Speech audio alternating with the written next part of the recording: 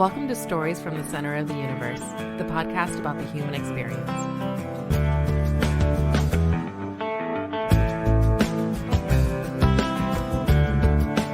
Jock Jones, welcome to the Center of the Universe. Thank you for having me. It's great. I guess we should mention that you and I connected through Tim Sutton. Yep. How do you and Tim know each other? Oh, from Lee Davis. He was a good friend. He's good friends with my oldest sister, and I've known him practically my entire life. That is awesome, man. I've always wondered, because I've known you by name, I from high school football lore. I've always wondered where the name Jock came from. Oh, man. My grandmother, she was a big fan of Jock Mahoney, who was a writer. Okay. Wrote a lot of Westerns, and a lot of them got converted into movies, but she was a big fan of his, and she read a lot of his books, and so she named me Jock. I assume that it was because they knew you were going to be an athlete. Yeah, I wish I could say she was a prognosticator, but she wasn't.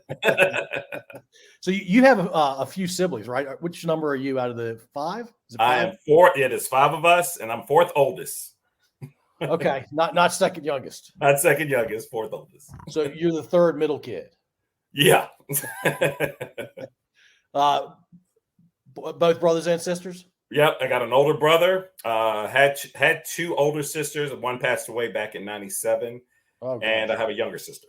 Okay. All right, that's a lot going on. What was it like growing up?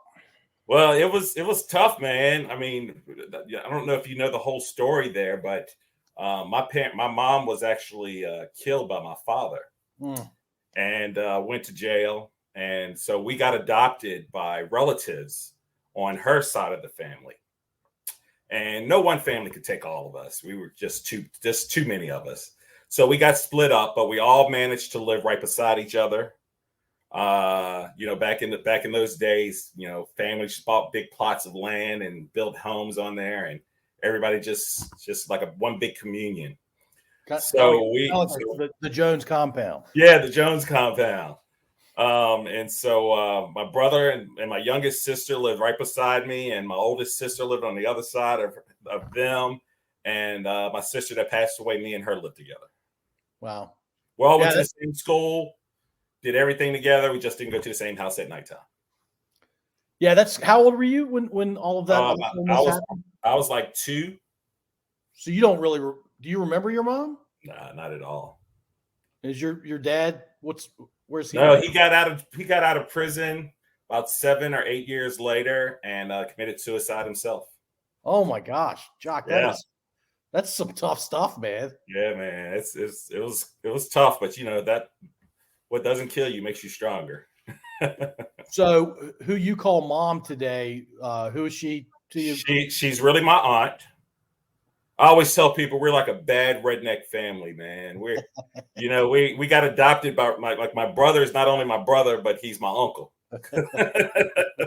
Because he got adopted by they did the paperwork. It wasn't just us going to live with them. They actually adopted us and took us as their own kids, and so they were legally your parents. Yeah. Mm-hmm. Yeah. Wow. And she's still mom to this day?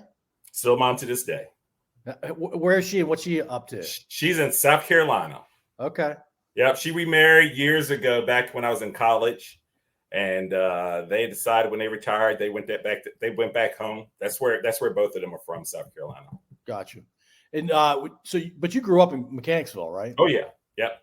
And so when you or I say Mechanicsville, do you mean Mechanicsville proper, like near the windmill, or it sounds like you were out in the country a bit? I was closer to Ashland. Oh, really? Yeah, I was right at that border between going to Patrick Henry or going to Lee Davis. Wouldn't that have been something if I had went to Patrick Henry with Donnie? I was going to say another mile or two to the west. Yep. Might have had both of y'all in the same day. Pretty much that was it. Another mile or two that way, and I would have been going there. That's great. So for our listeners, because a lot of them are from where you and I are from, be more specific about where the compound was. So I'm off of Sliding Hill Road, over by Hanover Industrial Air Park. Yep. Okay. Right across the street from it, just about. Yeah, wasn't a whole lot going on back in the day, but there was nothing but woods and a road Sliding Hill Road, and that was about it. And we ran through those woods. We had natural springs across the street from us that we used to get water from and drink from, and man, but it was nothing but woods back then. And so I imagine you and I are about the same age. I imagine when you weren't in school, you were outside a lot. Oh yeah. We never stayed in the house. I mean, that was like the worst thing to do is be in the house. I remember riding my bike from my house to Lee Davis. Back then it's called Mechanicsville now, but riding my bike, all that way and just over to friend's house. That's how we found each other and hooked up and played all day. You had to get on that bike and ride. Yeah, get on the bike and ride. Your mom didn't have a clue where you were, probably. She was out. She was working. My dad was working. So when they left, sometimes, if we trashed the house so bad the day before, they actually get us up and lock us out of the house. And we weren't allowed to come back in it until they got home. So were y'all using your imagination running around the woods, or were y'all playing sports? I imagine you were playing sports. Oh, we played a lot of sports. We played a lot of played a lot of stuff in the woods too. Cowboys and Indians, just everything. Tarzan, there's everything you could possibly imagine. Wait, how did Tarzan work? Oh man, we had you have those trees that had those vines on there. Yeah. So some of them we got our dad to cut some of them. We were able to swing from one tree to another just about. Wow, that's really cool. We had those vines too, but we never cut them or mess with them. Yeah. My dad cut some of them, and so we could swing on them, and so we had fun. A lot of ticks. Oh yeah. Were you a Blue Star Cowboy? Yep, I sure was. All right, so are you a Dallas Cowboys fan? No. Who's your NFL team? So, I really don't have one nowadays. I tend to root for the teams I played for, which was Cleveland and Arizona. But, I root for Tampa because Bruce Arians is the head coach down there. And of course he played at Tech, and all the, just all the great things he's doing there with his staff and with the team itself. I really pull for him wherever he is. When he was at Arizona, I pulled for Arizona even harder. Yeah, I think I told you I'm a Tampa Bay fan. Yeah, I'm a Bruce Arians fan. One because of the Tech connection, and two because he's coached my favorite team. But he's moving to the front office. I don't know if you saw that or not. Yeah, there's a bigger story behind that. Do you know it? I know bits and pieces. And I won't ask you because it sounds like you were told in confidence, I'm guessing. Yeah. All good. All right, so there's no point in that happening. Yeah. Did you just play football, or were you playing a bunch of sports as a kid? I played a bunch of sports. I played basketball. I did track and field. I played baseball in the 9th grade, but I didn't play any in high school. But I got scholarship offers in basketball and football. I mean, in basketball, football, and track and field. But they were the track and field and basketball were smaller schools. Well, it's funny you said you played in 9th grade, but didn't play in high school, because back in the day, Stonewall was 7th through 9th grade, right? Yeah, no, it was 8th and 9th. Yeah, your year was just 8th and 9th, and then a year later, my year, it was 7th through 9th. Yep. They started adding on. I don't know what it is now. Is it middle school now? Yeah, I think it's 6th through 8. 6th through 8. Yeah. And they had 9 through 12 for high school. Yeah. What was your favorite sport? Say in junior high. So in junior high, it had to be baseball. I love baseball. I actually went to Tech because I wanted to play baseball there too. Back then, they used to be the Bill Dooley, who was the head coach when I was there, used to let their players do 2 sports. If they wanted to play baseball or run track or something, he'd let them do that in the spring as well. But then Frank Beamer came in and they said, pick a sport. Since I had a scholarship in football, I said I better pick football.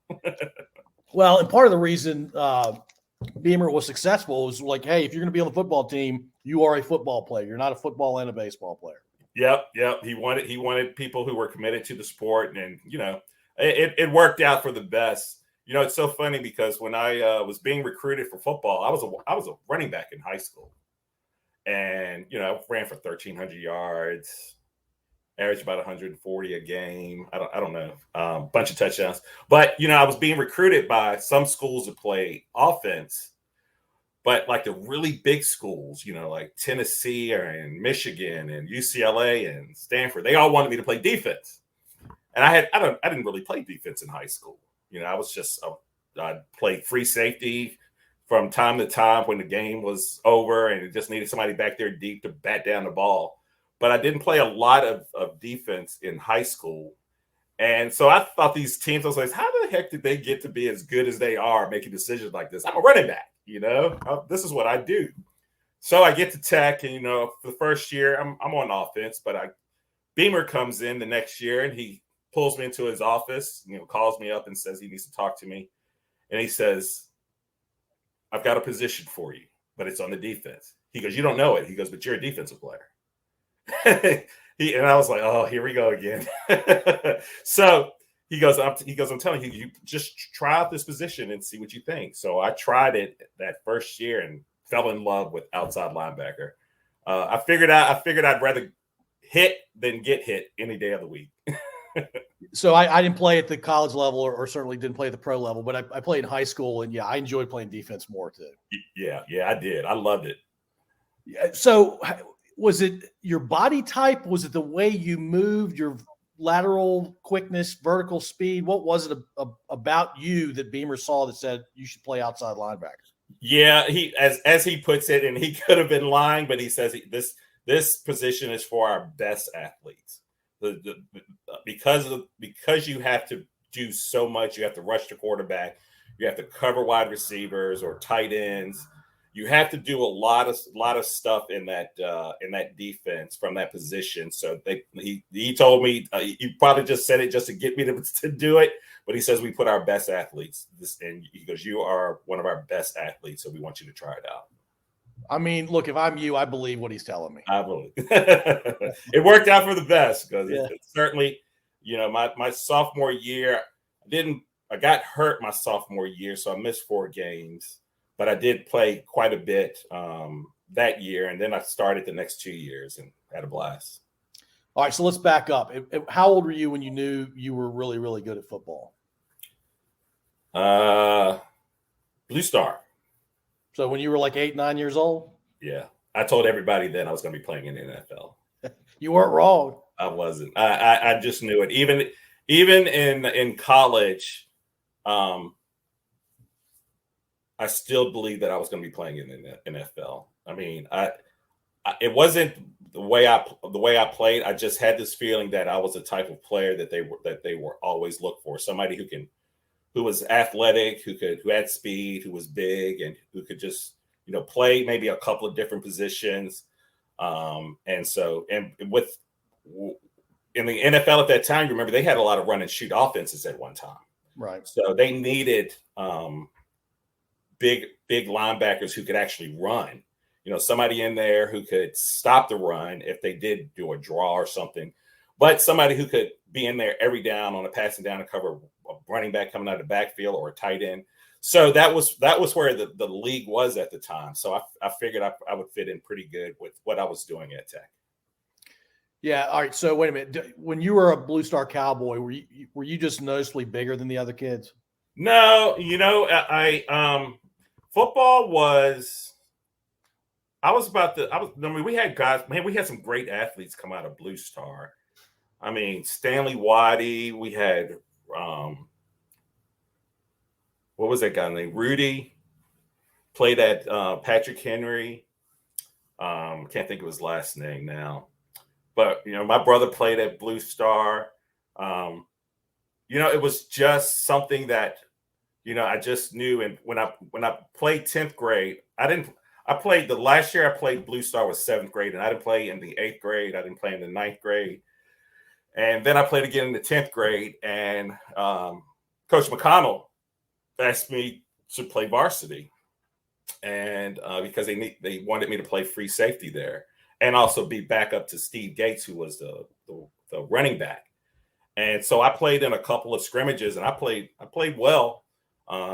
Did everything they wanted me to, and then I tore my hamstring and decided that I was going to play my 10th grade year junior varsity. So I did play my 10th grade at junior varsity, but 11th grade came, and it's a whole different ball game. Why didn't you play in 8th grade? I didn't play in 8th and 9th grade because I'd gotten hurt a couple of times at Blue Star. I had broken my foot just before 8th grade season, so I couldn't play 8th grade. And then 9th grade, I just decided not to play any sports, but I wanted to play. I wanted to play really bad, so I decided to come back out in the 10th grade. All right, so let's bounce over to baseball for a second. Were you prolific at the plate? 375 batting average. Only struck out 3 times. That's pretty good. That's your senior year? No, that was just in the 9th grade. Oh, I got you. That's right. You just played 9th grade. Did you hit any home runs? No, I wasn't a home run hitter. I had a couple, but I wasn't really a home run hitter. And I was used a lot for designated runner. So I stole a lot of bases, had the speed to do that. So they put me in the game for that. If I wasn't in center field, I was stealing bases. When you played in 9th grade, was that a 9th grade team or a JV team? It was a 9th grade team. Okay. Yeah, it's wild, right? Yeah. Not now. Yep, not now. It's all JV. I think, what is JV now? It's got to be. Well, like JV, anybody can go on JV now, I think. Even 11th grade can be JV if their skill isn't there. But right. Clearly, back then it was usually relegated to 9th and 10th grade or something like that, JV. Right on. All right, and you did track and field. Were you all track? I was all state the first year I did track. And junior year, I did track again, made all state. And my senior year, after I signed those papers for Virginia Tech, they said, no, no more sports for you. You stay healthy and wait till you get to the Tech. What were you doing? You were running 100, 200? I was running the 300 intermediate hurdles, the 110 high hurdles, and I did the 4x400 and sometimes the 4x200. Never long jump, high jump, none of that? No, I never had a really good vertical. I never could. I never had that kind of a leaping ability. I had speed, but I didn't have any leaping ability at all. And you weren't doing 100 or 200? I did the 100 and the 200, but we had guys on our team that were faster than me. Brian Jones and Alfred Nelson, Darren Carmichael. We had guys who could light it up. They were running low 11s, high 10s sometimes. I was running an 11.7, and that was the best I could ever get. Wow. I mean, and were those guys playing football too? Alfred didn't play football. We tried to talk Alfred Nelson into playing football so many times because this dude just all he had to do was get on the outside and just run down the field and just throw it as far as you could, and he'd have caught it. Yeah, didn't know if he had any hands though. It's a bummer that athletes like that don't play football. Yep. He was one of those, and Brian was as well. I mean, Brian was this kid. He was just so freaking fast. But he dusts me, but didn't want to play football. Yeah, I guess it's not for everybody. What is it about football that you like so much? I like the fact that obviously I like the camaraderie, especially when we got to Tech. We were a brotherhood, man. Those guys that I played with at Tech, I call them my brothers. We battled, and we played like we had a chip on our shoulder every game, and we got so used to being with each other that even on a football field, it was, you barely had to say anything to each other. You just knew exactly where everybody was going to be, because you had just played and you could just tee off. We had a really good defense. Almost every year I played at Tech. And our senior year, I think we were ranked in the top 10 defenses in the country. Unfortunately, we didn't have an offense that could score a lot, but we didn't let people score a lot of points on us. Yeah, the Tech under Beamer in particular was really known for defense and special teams. I'll tell you, when you and I were little kids, I had an uncle that went to Tech, and he would take me to football games occasionally. They were not very good. Yeah, when we were kids. Yeah, but under Beamer, y'all got a lot better. And then, of course, when Michael Vick decided to come to Virginia Tech, the offense thing too. But let's remember something too. I just want to remind everybody when Beamer took over Tech, the year before we were 10-1. Dooley's last year. Yeah, we won the Peach Bowl. That was the first year a Virginia Tech football team Had won the Peach Bowl. so we were he had definitely changed. I mean, the year before that they were 8-2 or 9-2.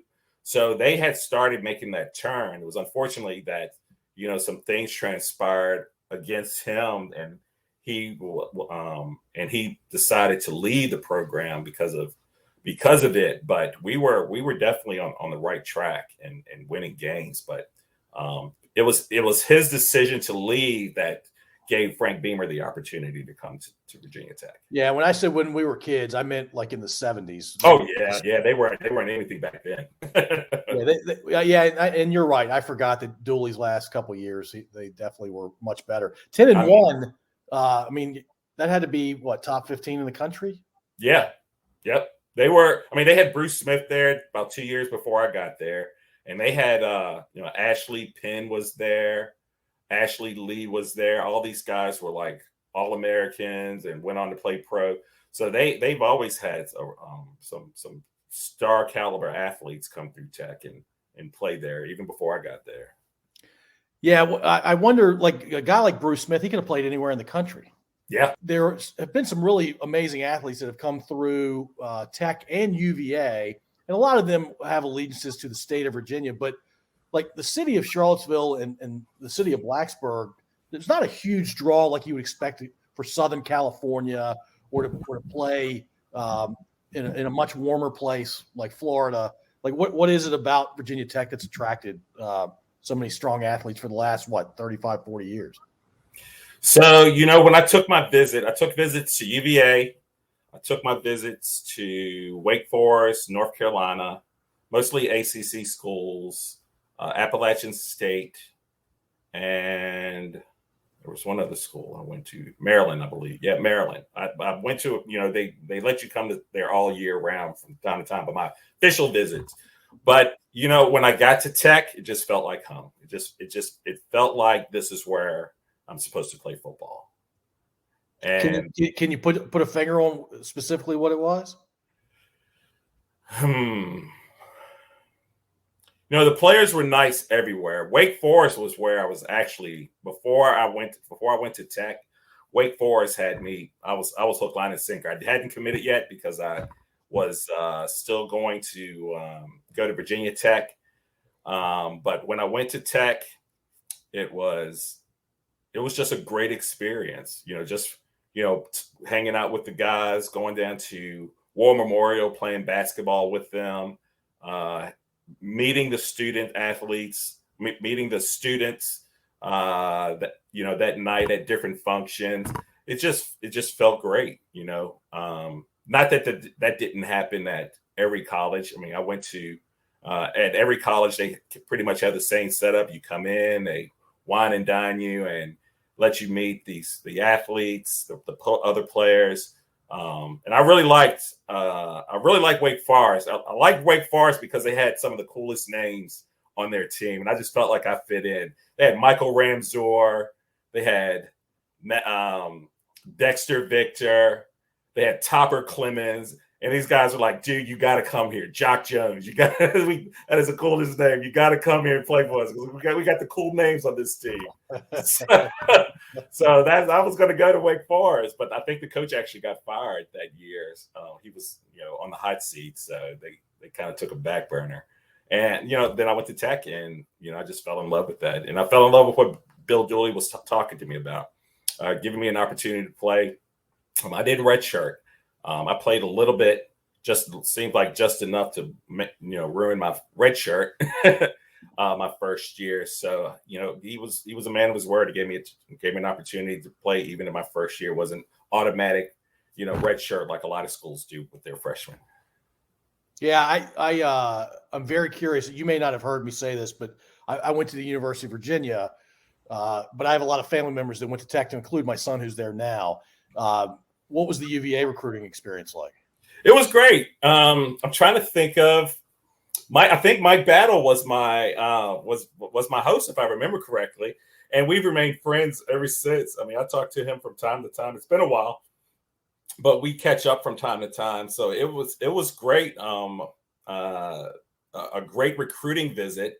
I think the college was just a little bit really spread out for me, and I liked the whole campus style. All the classes were right there at Virginia Tech, and you could just go from one to another. You didn't have to trek 1.5 miles or get on the bus to go to your next class. And so I really liked the way they had the classes set up at Virginia Tech as well. It gets cold there though, so yeah. My son's a sophomore there now, and he looked at UVA and Tech just as a student, and he said, "Dad, UVA's campus is weird. It's really weird." Yeah, I kind of thought that too. It's all over the place. But my nephew just graduated from the medical school there. Oh, nice. He's an anesthesiologist doing his 4 years at VCU now. But he graduated from there. He's a who now. He's a who. He sounds like a pretty bright guy to go to medical school too. Oh yeah. I've never seen anybody make it look so easy in my life. This kid he breezed through that 4 years, and but in his first year, he was even doing third year stuff. So he's just one of those kids that it just comes easy for. Yeah, they're rare. I don't know what that's like. Yeah. Well, his mom's a psychiatrist and his dad's pretty smart. He graduated from VMI, so the intelligence flowed right toward him. Yeah, genetics work the right way sometimes. Genetics went the right way. Cool. How old were you when you knew you were probably going to play in college? How old was I when? What? When you knew you'd probably play in college? Oh, 10th grade year when I first started playing football, I started getting letters. The first letter I got was from North Carolina State, and they just came in every week after that. So I'm like, it's a funny story. My mom, she wasn't instrumental in me not playing because I was getting hurt. So she wasn't really keen on me playing. So me and my sister my sister who was driving, she was taking me to practice. We were telling my mom didn't even know that I was even playing football. And I got hurt, and I had to go home and I had to tell her. And, fortunately that same day that letter got there. so I told her, I says, look, but I'm being recruited by colleges, so you don't have to pay for my school. And she just kind of looked at me and go, well, you keep playing, but don't get hurt no more. How did NC State know about you? Had you already scored some touchdowns? Well, back then it was the coaches really were instrumental in getting those colleges. So he had sent them information like, hey, look, I think this kid's going to be something. He had sent it to a bunch of colleges.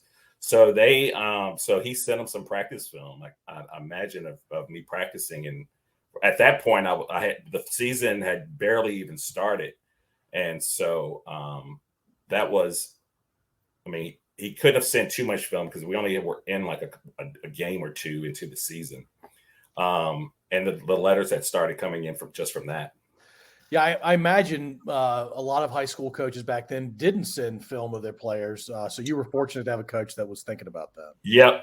That back then it was a lot different. I mean, I feel sorry for these kids nowadays. I mean, because the coaches doesn't seem like they do that too much anymore. That they actually help the kids in the recruiting. It's they're largely responsible for recruiting themselves and sending film and getting on all the websites and putting their film on there for colleges to see them. And in the same token, colleges don't come out nearly as much. They don't do as much traveling to schools to watch players like they used to. They just go to Huddle or whatever social media that's out there and just watch the kids from there and see. That has to be misleading. It has to be, and some schools have gotten caught that way because you can list a kid at 6'4" and gets to campus and he's 6'2", and not exactly the same size. So they have. I'd imagine a couple of colleges have gotten burned that way with giving out scholarships to players that they didn't see in person. I mean, I'm sorry if I'm part of a program or I'm the head coach, I am, and we're giving out scholarship money. I think I want at least one of my assistant coaches or myself to go physically see the kid on the field. They don't do it as much as they used to. I mean, went to my son is 6'3", 320. He's a big boy, and colleges were looking at him at one point, but I never saw them at the games from time to time I heard a scout was there, but it was hardly anybody ever there. Yeah, that's strange. It's such a big business now too. Yeah, you would think with all that money on the line, TV revenue, and just filling the stadium and winning games and getting that that bowl money, that they would do that a little bit more often. Well, I've heard Alabama has something ridiculous like 50 recruiters. I think they're actually physically visiting a lot of kids. They probably are.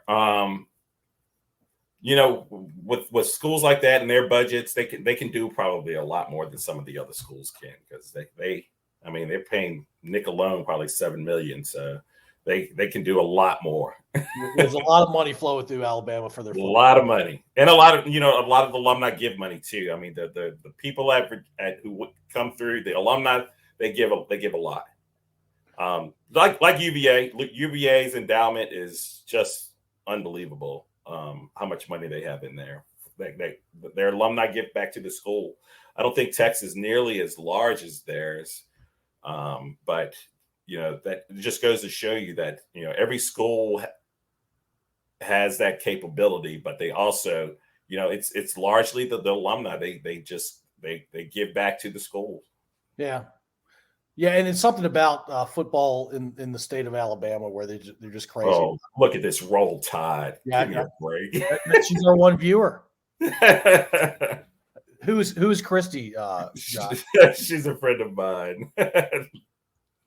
Christy, do you have any questions that you've always wanted to ask Jock on a podcast? While she's thinking about that, so what was the non-football experience like at Tech for you? I did a lot of, when I went to Tech, I started off industrial engineering, and then I saw how much math was required. So I decided not to be an industrial engineer. So I switched to political science. And by the time I got to my fourth year, I said, you know what? I got one more semester left. I actually had a year, but I didn't realize that at the time, a year and a half left on my scholarship that I could have utilized. But I had one more semester left after football season. I was like, I'm trying to graduate next semester. Went and talked to my academic advisor, and we agreed if I took this class, and this class, I can get a sociology degree. And I wanted to go into federal law enforcement. So it didn't really matter what type of degree I really had. Criminology would have been great or something like that. But as long as I had a degree, I probably could have gotten into any one of those. But the life outside of football, it was great. I mean, that was some of the funnest 4 years of my life. Just hanging out with my friends, meeting new friends at Virginia Tech. Everybody was welcome with open arms. I run into people to this day who went to Virginia Tech and who says, "Hey, you don't remember, but we hung out. We were at this place or at that place, and it was just a great experience." Yeah, that's awesome. And Tech was still a really big school back then, right? Oh yeah, it was really big. I mean, it's huge now. I mean, I don't even travel on the same road to get to Tech that I used to travel, because we used to have to go through Christiansburg back in the day, but now they have that big loop around that takes you directly right to Tech's front door. I'm very familiar with that loop. Very cool. Yeah, back in the day, it used to be just you had to go through Christiansburg and go through that little town and then get to Blacksburg's little town, and then bam, you were right there. Yeah, no, it's Christiansburg is a fine town, just like Blacksburg is. Yep. What's the history of the 16 squares? Do I have that right? Or the 16 blocks or whatever that is, the old town Blacksburg? 16 blocks? Yeah. It's like 16 squares. I don't know what it is, but I don't know. It's the original town. Oh, okay. But I guess technically Tech's campus is not part of that. Probably not. I mean, I know that, it's funny when the school's in session, it's probably about 33,000 students, but when school's out, it's probably 3,000. It hasn't grown much since then either. I imagine in the summer, it's quite slow. Oh, wow. Yeah. I spent, it's when I first got to Tech, we were on quarters, and we had 3 quarters that we had to do. And then we switched to semesters. So that first year, everyone had to stay for summer classes to get caught up because we were switching to semesters. And after that, just because you're in football, you have to pretty much stay there all year round because you have all season conditioning and, all that stuff. So during the off season, when school's out of session, it's a lonely place. Yeah, I can imagine. So did the coaching staff at Tech help you navigate trying to make it into the NFL? Or were you kind of on your own there? No, kind of on your own, but they certainly helped you in navigating to get your degree. I will say that. Things changed after Dooley. When Dooley was there, unfortunately, my man he stated to us, quite frankly, I'm here to win football games. I'm not here to graduate you. That's on you. So they didn't have a really high graduation rate. But when Frank Beamer came, one of his main goals was he wants you to graduate. So they established an academic, department that helps student athletes with tutoring, with test preparation, making sure that you're taking the right classes, making sure you go to classes, just everything. If you missed class, you had to run stadium steps. So they made sure that you were doing everything that you had to graduate. I mean, every kid could benefit from that, right? Oh yeah, you got that right. All right, so you end up playing linebacker the last couple of years, last 3 years? Yeah, last 3 years. Last 3 years, and you started a couple of years, you said. And were you looking forward to playing in the NFL? Were you feeling pretty good about making a team? I really wasn't really thinking about the NFL until my senior year. And after my senior year, I mean, I missed 4 games my senior year, so I only played in 6 games. So I really didn't think I was going to be able to go into the pros drafted because I had missed 4 games. But as luck has it, I still got drafted. So I was blessed in that capacity. But, after football season is over, they have days where scouts come out. So I went because I wanted them to see me and see what I was capable of. And after that, a lot of them just kept coming back just to see me, or to see me and another player. So I thought my odds were pretty good. The more they kept coming out, I was like,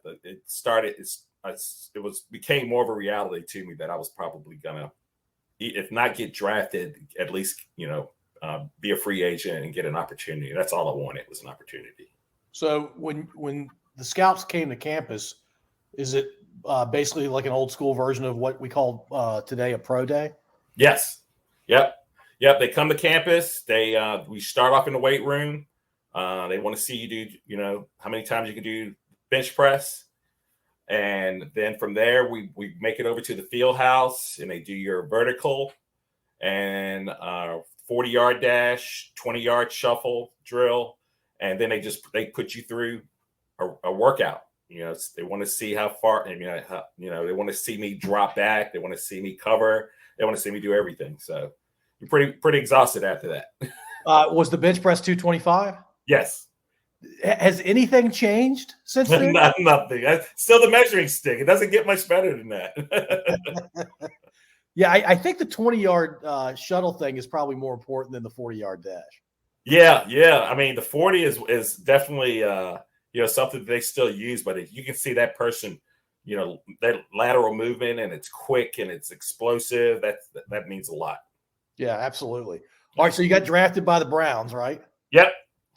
Were you pretty sure they were going to draft you?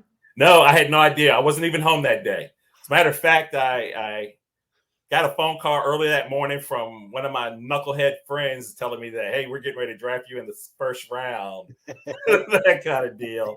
So I was like, come on, man, this is too early for this. And so I get a few of those phone calls from friends. So I just left.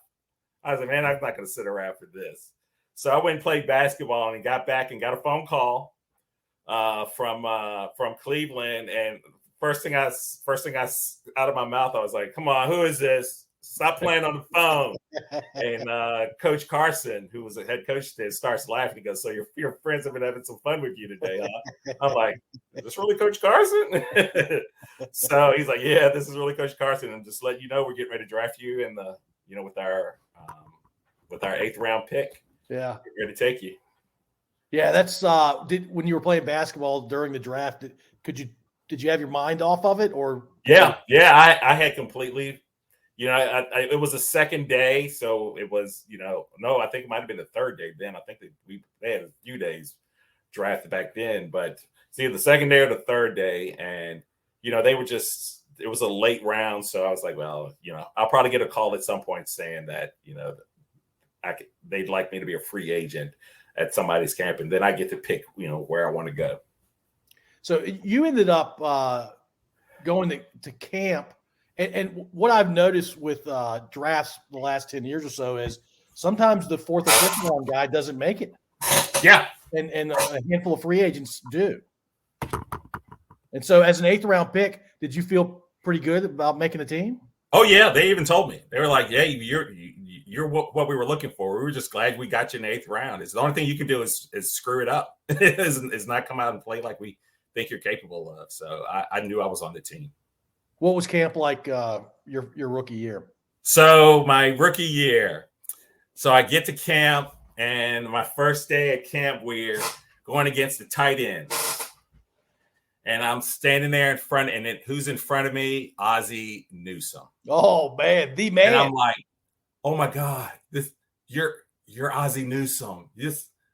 I've watched, and I'm just going through my mind. I'm not literally saying this to him, but I'm just thinking, that's Ozzie Newsome. And before I knew it, they had said hike, and he had power drive me into the dirt. And I was like, okay. That hero worship stuff's over. It's time for me to, to become a football player. So after that, I was okay, and I actually got him quite a few times. He was a little older at that time, not so good at blocking, but could still catch his butt off.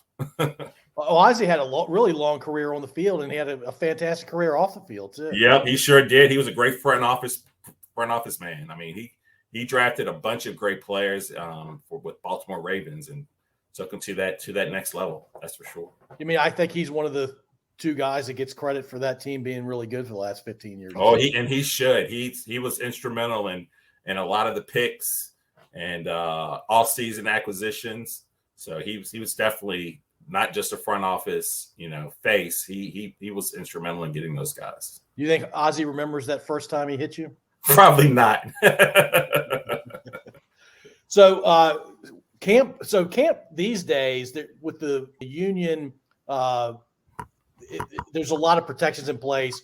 They're very particular about how much time is spent with full pads and how much time they're spending doing certain activities.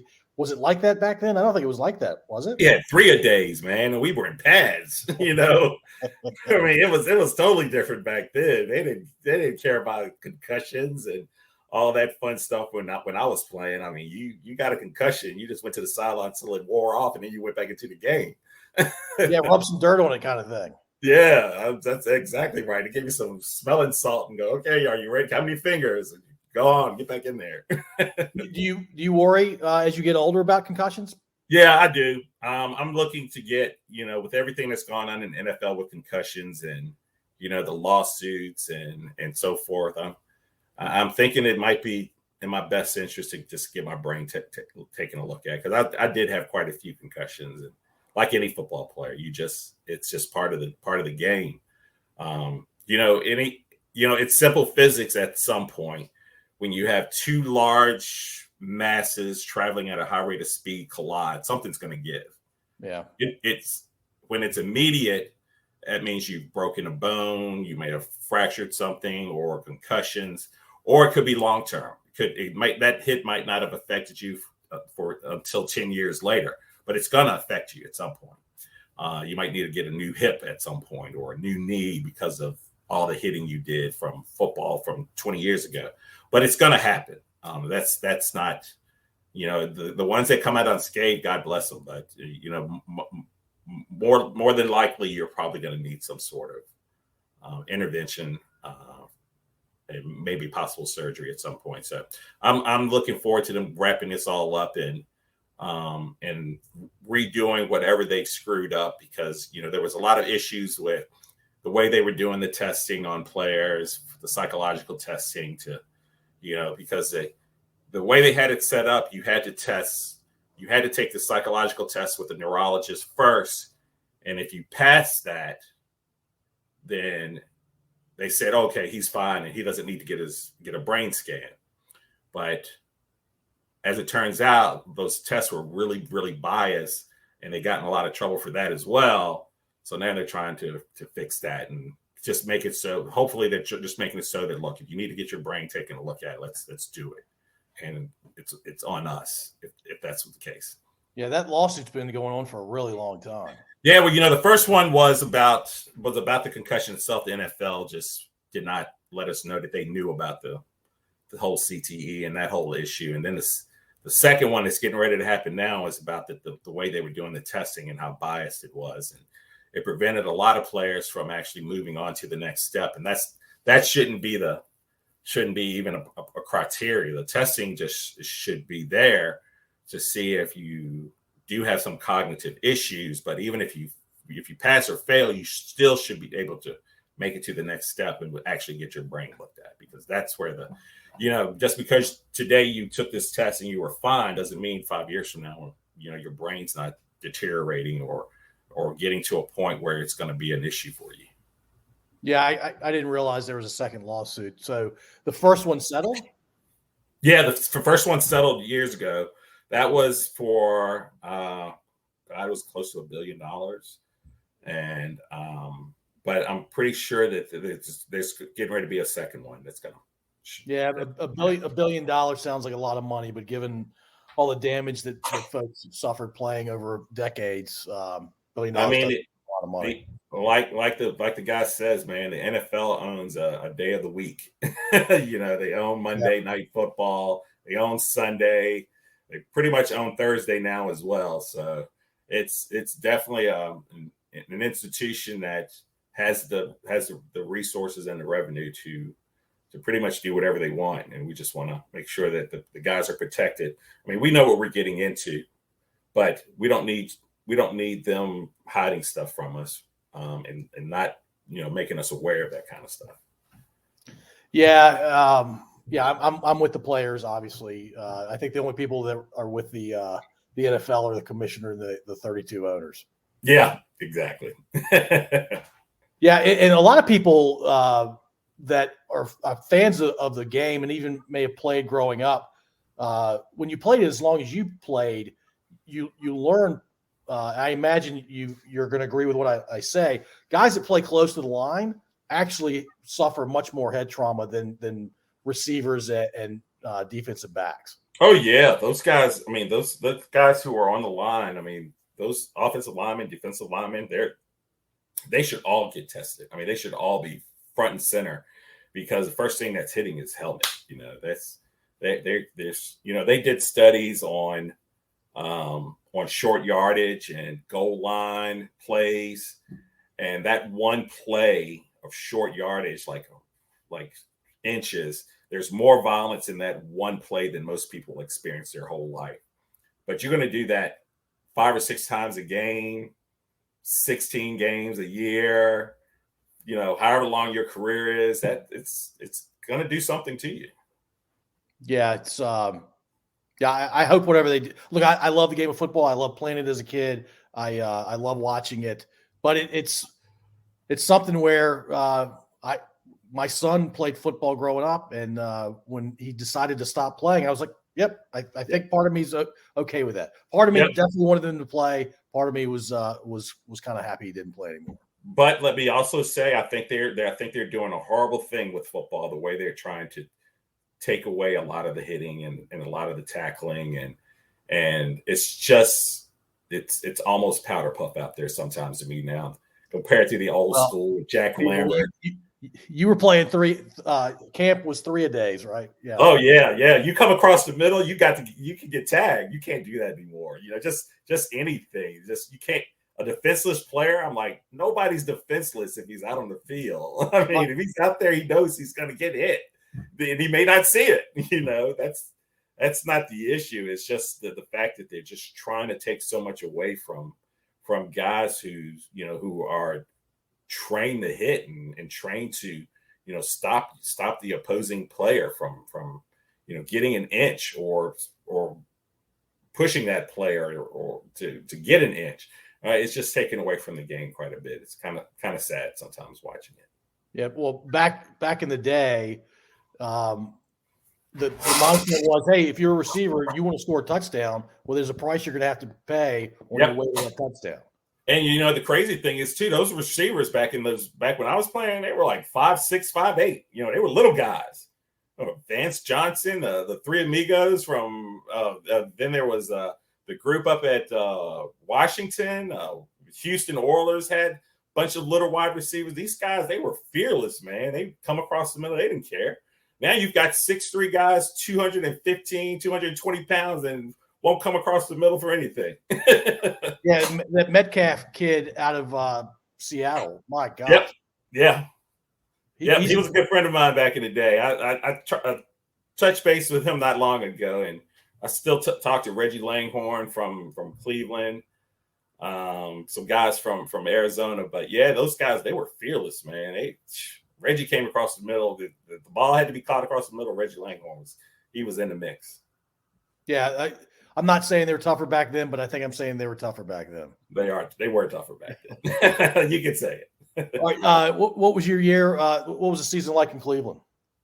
So Cleveland that first year, I was only 1 year removed from the fumble, the Ernest Biner fumble, and them making it to the Super Bowl. So I get to Cleveland, and obviously this team has been to playoffs every year. For the last 3 or 4 years, they're knocking on the doorstep of making it to the Super Bowl. So I get there like, yeah, I'm with the right team, man. These guys are right there at it. We just got to get past Denver,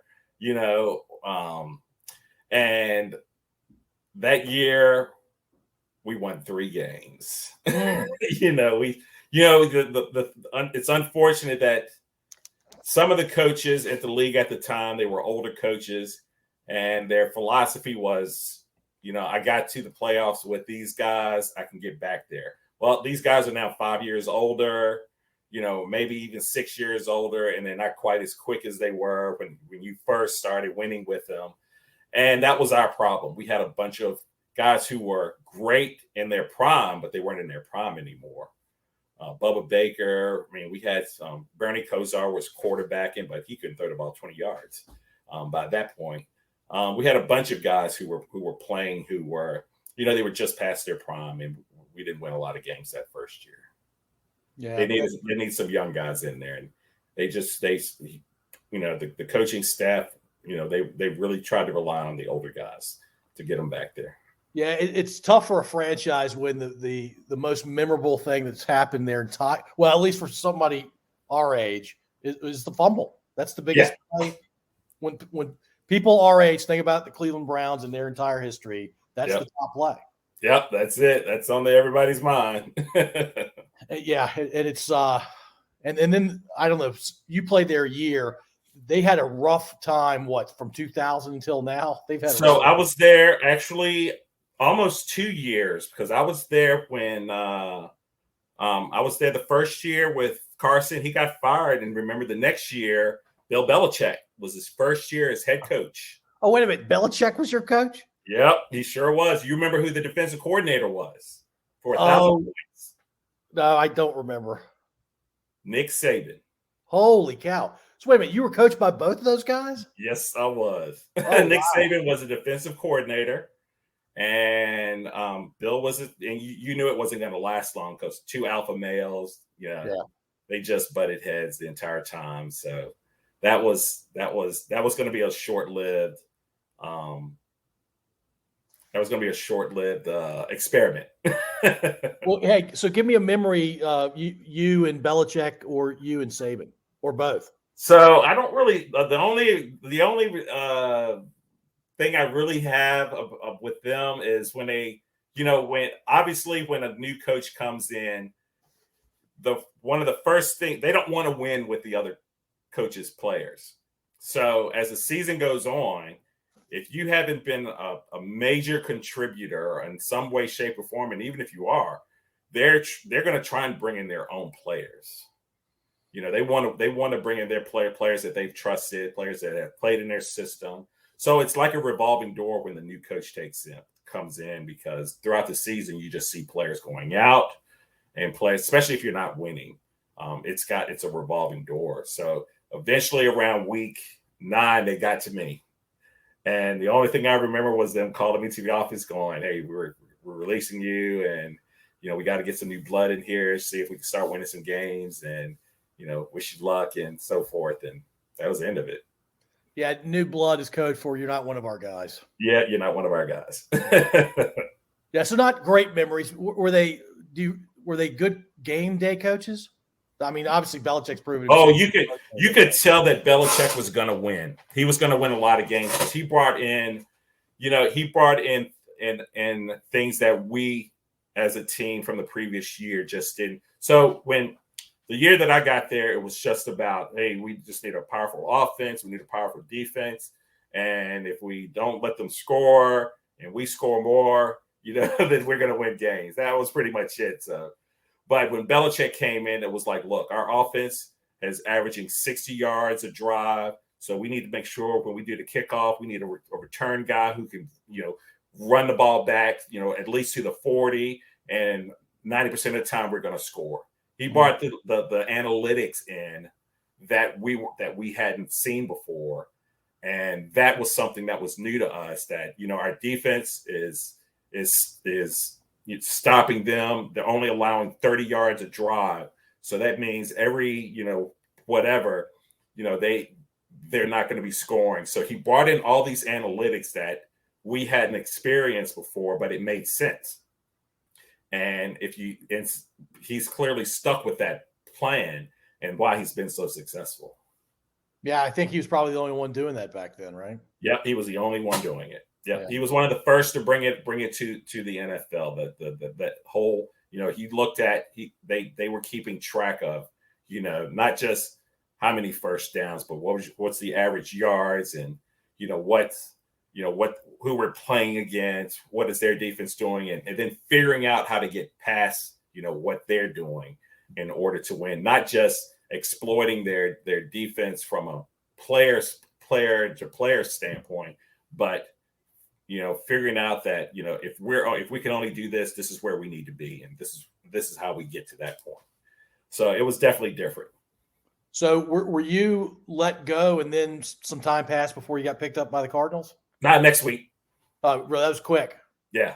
I was only out 1 week, thank God, because I was going absolutely nuts. I can imagine, because you're in the prime of your athletic career. I say, oh God, is this it? Is this over? Is my career over? I don't know what I'm going to do. I don't want to go back home. I want to play football. And then next week they called me, flew me in, and said, oh, we're signing you.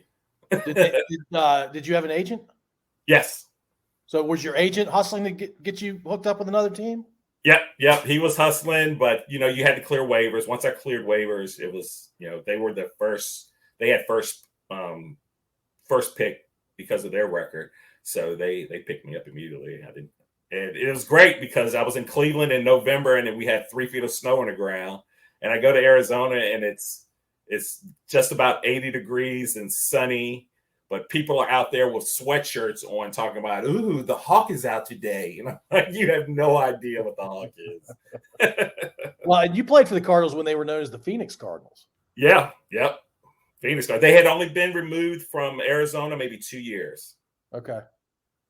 They had only been from St. Louis for 2 years. Right. Yeah, because that's where they started, right? That's where the franchise started. St. Louis Cardinals out there. I guess that should have been kind of difficult because they had the baseball team, St. Louis Cardinals baseball team, and they had the St. Louis Cardinals football team. Yeah, that's weird, right? That was weird. Yeah, why would you do that? Yeah, that was kind of weird. So they moved. They had been there about 2 years when I got there, and I loved it. Joe Bugle was a great coach. It's unfortunate that they let him go because we had turned the page there as well, and Buddy Ryan came in the next year. Who was your quarterback out in Phoenix? When I got there, Chris Chandler and Steve Berline. They kind of split team. Whoever had the hot hand got the nod. Yeah, that doesn't work. Nah, didn't work. Yeah.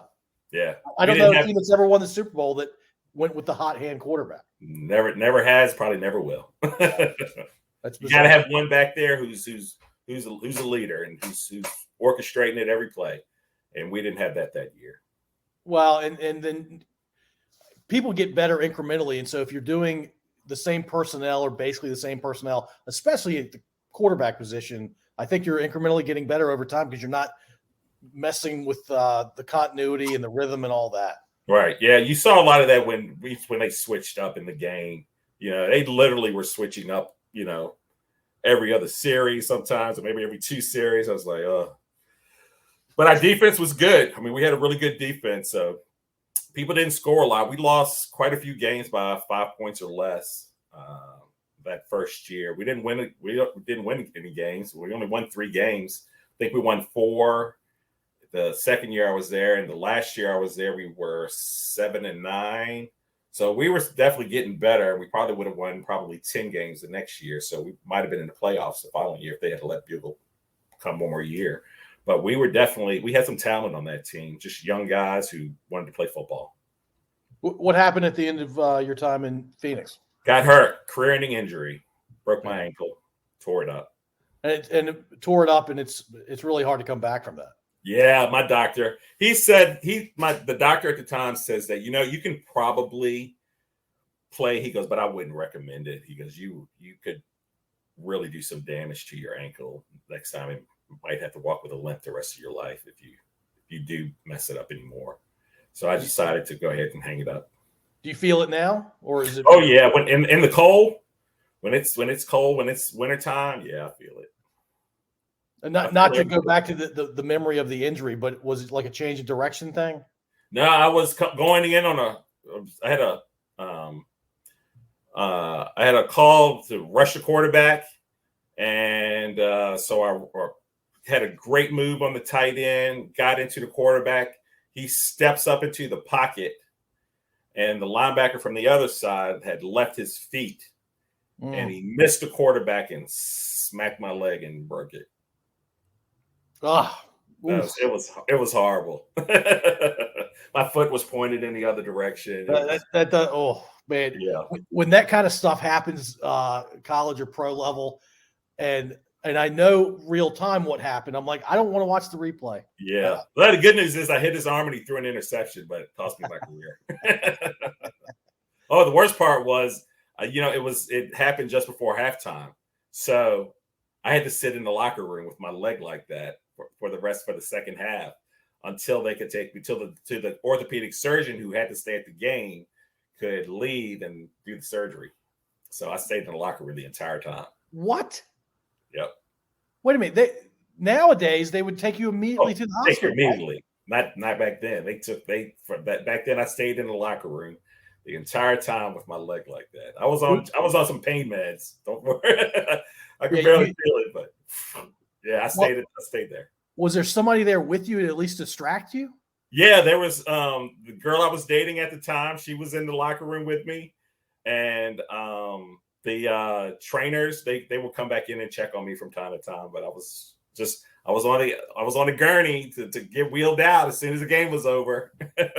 I don't remember much, because by the time when I woke up, they had done the surgery and I was in the hospital. Oh my God! I don't even remember the ride to the hospital. I think they had knocked me out prior to that.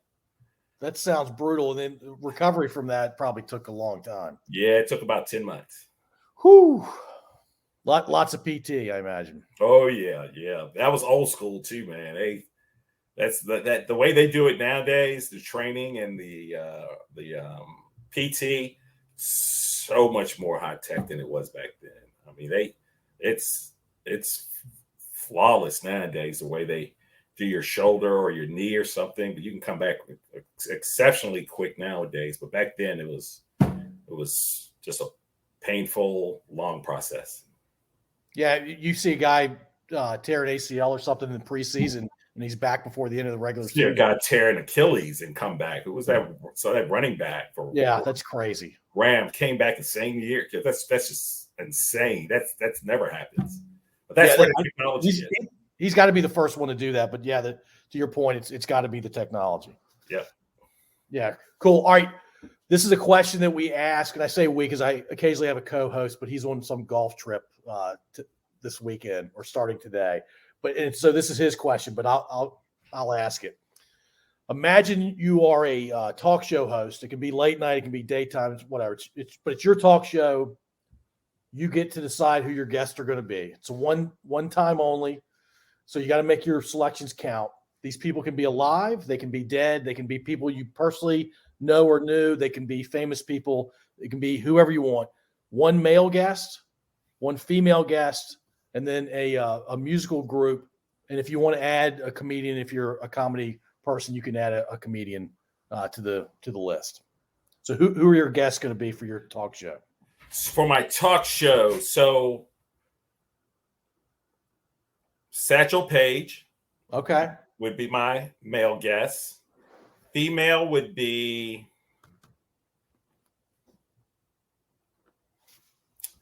boy, that's a good one. Hey, Jock, while you're thinking about that, why Satchel? I mean, I can make educated guesses why Satchel, but more than anything, I just want to know how old he really was. Because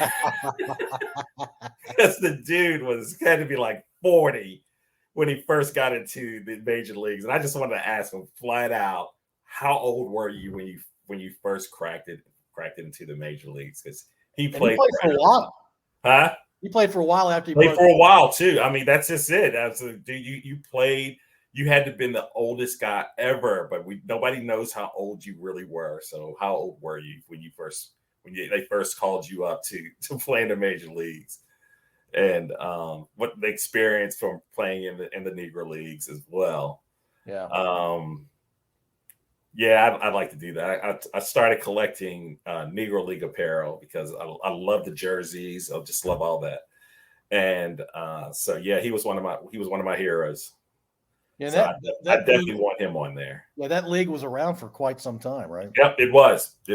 And then obviously they saw the talent in there and started pulling players from out of there, and they eventually folded. But it was around for quite a while. I mean, it was the only outlet for black ball players at that time, so that was pretty important time in history. Jackie Robinson breaking into baseball, I think happened 75 years ago. Yeah, wow. Yeah. So female, let's see.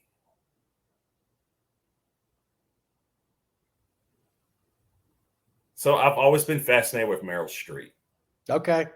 So I'd have her on there just to talk about just everything, not just acting, but just everything, because she seems like she's pretty well versed in a lot of stuff. And she seems like a good person too. And she seems like a good person. Yeah, that she will just have conversation. She'll have a conversation and she'll just sit there and dish about whatever she wants. As far as group, it had to be Prince in 1999 group. Not the Revolution or any of the groups, the Sign group. It had to be the 1990 group. Went back from the 80s. The 80s. I'd have them as my musical guests. Yeah, Prince was immensely talented, unbelievably talented. Yep. Yeah, good issues, clearly, but Yeah. Are you a comedy fan, stand-up comedy guy? Yep, I sure am. Who's your comedian? So Dave Chappelle was my man for a lot of years, but then he started getting too political, and I just really kind of turned off to that. Yeah. But I really like the show that he had on, and I like his stand-up routine, his old stand-up routine. But I watched the series, and I probably still will watch any series when he's on. But I wish he'd go back to the old school, just hate on everybody and make fun of everybody, and don't try and be so politically correct, and just have fun. I like humor like that. It's just humor. Yeah, it's funny. Your last two answers. Would you bring him on? But you bring him on from like? Oh, sure. Yeah. I'd bring him on. one of the best skits from the Chappelle Show was the Prince playing basketball. That's that one and the Rick James one. Oh my gosh! Oh my gosh! When Murphy was talking about his time with Rick James and all the shenanigans they got in. Charlie Murphy. That's right. That was hilarious. Eddie's older brother. Yeah, that's definitely one of the top 3 skits from that show. Well, that was when the show was funny. I mean, it didn't matter what the topic was. He just made it funny. And then he started listening to people and, their opinion on, you can't say this or say that. And I was like, oh man, forget it. Yeah. And he started conforming to it. And I was like, okay, you got to get back, man. You got to get back to it. Yeah. Comedians aren't supposed to conform. That's part of it. They're not. They're supposed to make fun of everybody. Nobody cares. Right. And if they do, forget them. Yeah. Move on. Right on. All right. So tell me about your family, Jock. So my brother was older. He played football at VMI. My sister, Tracy, went to JMU. My other sister, she went to 1 year of college. My younger sister didn't go to college at all. I have a son who's 18, just turned 18. Hopefully he'll be going off to college soon. He's got accepted to a few colleges. So we're looking forward to what his final decision is, and hopefully be in state and somewhere nice and cheap. Yeah, he's looking at a few out of state, but hopefully he'll stay in state. Yeah, my daughter's pretty much made up her mind, and she's going out of state. And it's private, and man. Oh yeah, he's got a couple of private ones, but they've offered scholarships, so that'll make it a little bit easier. So we'll weigh them all and see which is the best option financially, and see what we get. Well, whatever works out for him, but also for you, right? Because it's not just him. Yep. I mean, I just tell him, man, any college you go to, you're going to get a great education, and doesn't have to be 2,000 miles away and some out-of-state school. We have plenty of great schools right here. I mean, the whole time I was in college, I was always going to pick a school in state. I think in the end, that was what I wanted to do, even though Wake Forest was in there. I said, if I can stay in state, I'm going to stay in state, because I just felt like all the good talent always goes out of state. And even to this day, I still say, God, why are these kids going down to Clemson or going to all these other schools when we have great schools right here that they can make better? Yeah, great schools right here, whether you're an athlete or a student. I mean, I can't tell you the number of kids that are out of state at Tech that come to Blacksburg just for school. Yeah. I mean, but that was the push, and that was, I think, the downfall of Fuentes, was that he was, he didn't tap into the in-state athletes here, and we lost the 757, and Virginia Tech owned the 757 for years. We lost. So I say we. I'm a UVA guy. We lost 757 to Tech for about 20 years, maybe longer. Yep. And then the fact that Tech's lost 757, that's a problem. Yep. So, but it was funny because Frank Beamer's downfall was actually Mike London. Mike London was a heck of a recruiter and got a lot of those players. He started getting the 757 back, and so that hurt us more than anything. And that's when you started seeing us go from 10-1 every year to 9-2 or 8-3. It started affecting us. So he was really instrumental in our downfall in Tech, and Frank Beamer finally decided to hang it up. It's unfortunate he couldn't really muster anything with all that, but he was definitely instrumental in getting a lot of the 757 coming back to. He was such a great recruiter. He would take the team down to the 757 and practice down there and invite a bunch of the kids to come to the practices. That was powerful, and it worked. Genius.